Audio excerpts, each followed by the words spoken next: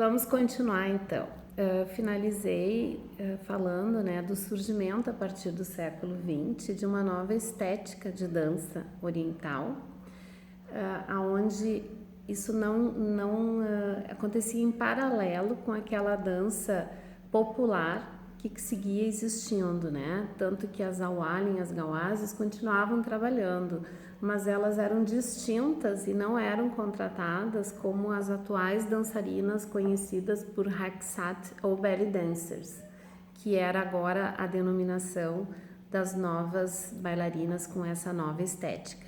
Surgindo então aí, né, a ideia original e primeiro passo para a gente entender então essa dança que nós temos até hoje, por belly dance ou Raqs al-Sharq ou dança do ventre.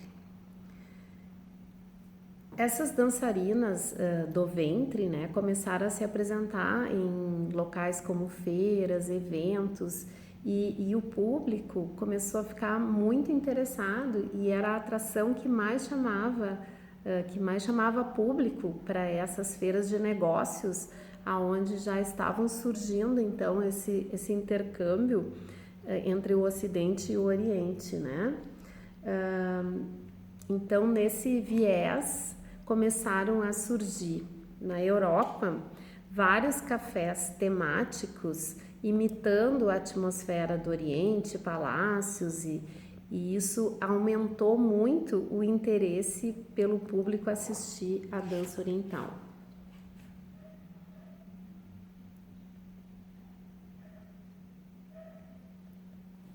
Porque justamente nesse período, né, e nas próximas 2 décadas que se seguiram no início do século XX, chegaram muitas bailarinas orientais com o intuito, né, de buscar oportunidades de trabalho nessa efervescência que a dança tinha no Ocidente, e também não apenas a dança oriental, que fazia muito sucesso. Foi um período em que a dança como expressão artística, como a gente viu lá no capítulo 1, passava por um período de necessidade de rever conceitos, né? E de dialogar com outras formas de expressão artística, aí com uma forma de desvincular apenas a dança dos códigos rígidos do ballet clássico. Figuras como Isadora Duncan, né, e Ruth St. James, que eu menciono no capítulo 1, também são citadas aqui nesse capítulo, mostrando o interesse dessa nova dança que deu origem à dança moderna na Europa e nos Estados Unidos, na América, buscando inspiração ou voltando as suas pesquisas para o Oriente, justamente porque esse período orientalismo trouxe muito essa efervescência cultural e o interesse pelas coisas do Oriente ficaram cada vez mais evidenciadas dentro dos trabalhos dos novos códigos de dança que surgiam nesse período. Apesar disso, a dança do ventre que era praticada na Europa e que aparecia estava cada vez mais distanciada daquela dança que era praticada no Oriente, né? Trazendo novos contextos da dança onde ela era apresentada, passos, um outro tipo de estética, né? E deixando para trás aquela dança mais original praticada nas festas e nos cafés do Oriente. Outra questão que eu menciono aqui nesse capítulo é assim a desilusão que os ocidentais tinham em relação ao perfil das bailarinas que vinham para a Europa em busca de trabalho e se diziam bailarinas orientais, porque a estética delas, quem vinha para esse comércio, era muito distanciada daquela imagem dos pintores que retratavam aquelas mulheres sensuais e com toda aquela estética já ocidentalizada das pinturas como Flaubert, como vários escritores como Flaubert, que escreviam nos seus romances, e pintores desse período que traziam, né, figuras femininas envoltas em véus, em todo um aspecto místico que chegava no Ocidente glamourizado, e em oposição chegavam mulheres que estavam bem distanciadas dessa estética, porque eram mulheres egípcias de uma classe popular ou forasteiras como as gawazes, que vinham disfarçadas de bailarinas de dança do ventre dentro desses dessa migração, digamos, de orientais para o Ocidente, e nisso se frustravam, porque vinha aquelas pessoas assim que estavam buscando, né? Então não tinha assim glamour nenhum, muitas vezes elas não tinham uma dentição perfeita, cabelos limpos. O povo egípcio tem um biotipo bem diferente daquele biotipo pintado pelos artistas ou descrito pelos artistas na literatura. Então isso fez com que houve assim um choque quando começaram a ter esse intercâmbio. E para suprir essa desilusão, começaram a surgir bailarinas que se diziam orientais e que faziam shows já mais sofisticados, né? Uma bailarina que ficou conhecida e que é assim muito mítica dentro desse período é a Mata Hari, né? Eu vou ler inclusive aqui um trechinho que fala sobre ela. Dentre tantas bailarinas que surgiram nesse período em que a dança se popularizou no Ocidente, a lendária Mata Hari obteve bastante sucesso apresentando-se como bailarina oriental. Assim como Mata Hari, outro famoso nome que surgiu nesse período foi Shafika Lacopa. Inclusive, Shafika Lacopa é considerada por muitos a primeira bailarina oriental a se apresentar como tal numa feira em Paris em 1917, né? E dizem inclusive que ela dançou com sapatos cujo salto era de ouro e brilhantes. Então, essa bailarina, né, ela traz todo um status para a dança que até então as outras bailarinas orientais não tinham esse perfil.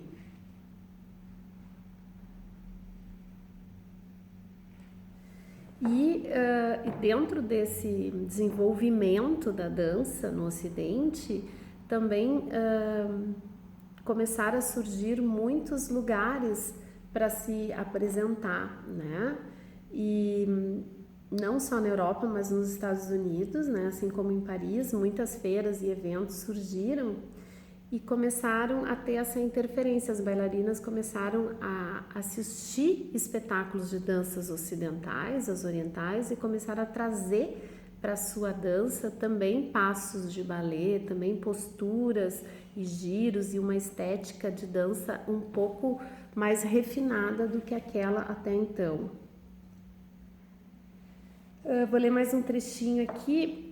Com a expansão da dança do ventre para países da Europa e da América, começaram a surgir pequenas empresas de músicos e dançarinas, e aos poucos foram se transformando em uma orquestra completa que passou a incluir seu repertório números com instrumentos ocidentais. A dança ballad, estilo mais tradicional egípcio, já tinha previamente enriquecida a sua performance pela dança pérsia, Turquia e Índia, e com isso absorveu influência e maneira de usar o corpo. Então aqui o próprio ballad, que era uma dança extremamente tradicional e uma dança da casa, da família, dentro dessa ocidentalização também passou por esse processo.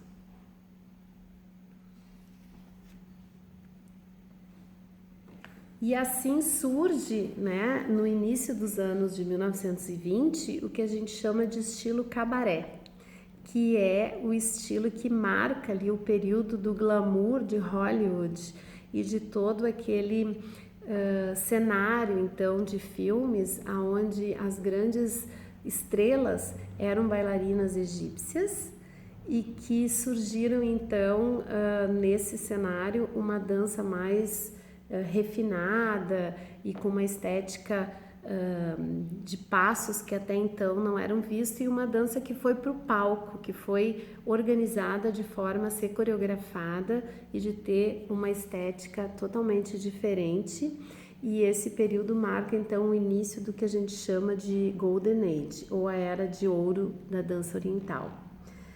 Dentro do estudo, né, sobre a Golden Age, que eu até vou me aprofundar mais no próximo capítulo, a personagem central se chama Badia Massabni, que tinha o famoso nightclub no Cairo, que era o Cassino Ópera, aonde não só muitos desses filmes foram filmados, como também lançou grandes nomes da dança do ventre, que ali passaram a exibir seus shows. Então ela era uma mulher muito à frente do seu tempo, uma empresária muito famosa, se tornou uma empresária muito famosa. Ela era também uma bailarina e coreógrafa, e ela começou a ver a necessidade de sofisticar esse show e de trazer profissionais de dança, né, como bailarinos e coreógrafos de balé, que também tinham interesse no Oriente, porque assim como Ruth St. James e Isadora Duncan, que eram bailarinas europeias e americanas que vinham para o Oriente em busca desse fascínio e dessa temática oriental para os seus shows, eles estando ali e permanecendo no Egito, eles estavam também ali disponíveis para fazer outros trabalhos, e a Badia sabiamente pôde fazer esse intercâmbio e sofisticar os shows dessas bailarinas. O estilo cabaré se desenvolveu nos anos de 1920 nos nightclubs da Argélia, de Beirute e do Cairo, em um primeiro momento para satisfazer a demanda do público colonial. Em 1926, a dançarina e atriz Badia Massabni inaugurou o Cassino Ópera. Então aqui no final do capítulo eu trago toda essa contextualização da importância, né, dos nightclubs que ofereciam shows específicos de dança do ventre, né, mas que também traziam essa necessidade da dança se voltar mais para o público ocidental, e o próprio público local do Cairo já estava influenciado por essa atmosfera ocidental e queria assistir a esse show mais refinado.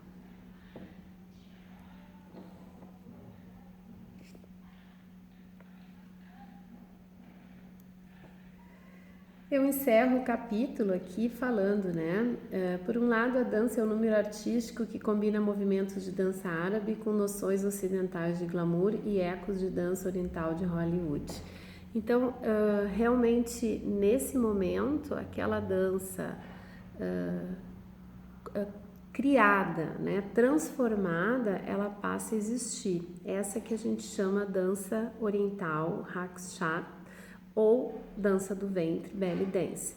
E com essa trajetória, a gente percebe que ela foi uma dança inventada, né, com traços de danças orientais, como ballad, como outras influências folclóricas, mas com uma estética glamorizada aos moldes de Hollywood, com passos de balé, com todo um cenário, uma arte criada para o espectador, aquele espectador ocidental, se agradar.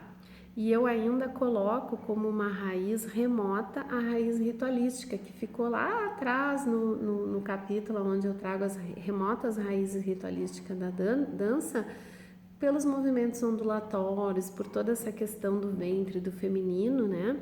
Que fica muitas vezes difícil das alunas entenderem aonde cada uma dessas danças se interferem, ou aonde que elas se entrelaçam, melhor dizendo, né? Não existe assim um período, isso acontecia dessa forma ritualística, daí passou a ser uma dança folclórica e depois foi transformada numa dança ocidental. Como eu trouxe aqui nesse capítulo, e tem muito mais para vocês lerem no livro, um resumo, né, de como ela se ocidentalizou, passando então de uma dança regional para uma dança espetáculo, para uma dança criada para um espetáculo cênico. E isso continua existindo ballad, continua existindo de alguma forma essas danças mais regionais, e a dança ritualística ela foi se perdendo ali desde o início, a partir do patriarcado, né?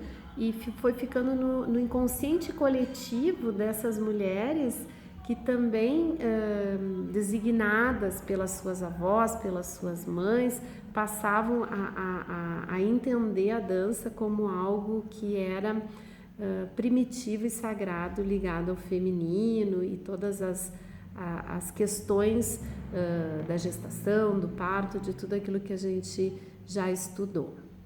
Espero que vocês possam, então, com esse capítulo, fazer mais uma linha do tempo, né? E aí no próximo capítulo, que é o 6, eu trago as personalidades que construíram a dança oriental, a partir do período da Golden Age, passando pelas influências de várias bailarinas importantes. E aí eu termino com esse capítulo 6, essa parte que eu designei como a trajetória da dança até chegar no Ocidente. E depois eu trago a história da dança no Brasil, né, que passa principalmente pelas bailarinas pioneiras e pela primeira geração de bailarinas que vieram ali junto com os imigrantes, até chegar na novela O Clone, em toda essa influência, né, que essa novela teve na nossa dança. E com isso encerramos daí o capítulo 7, a primeira parte do livro. E depois a gente vai ter então a segunda parte do livro, que trata do folclore. Fico aguardando os comentários e a complementação desse tema e fico esperando que vocês sigam estudando comigo. Um beijo grande e até o próximo vídeo.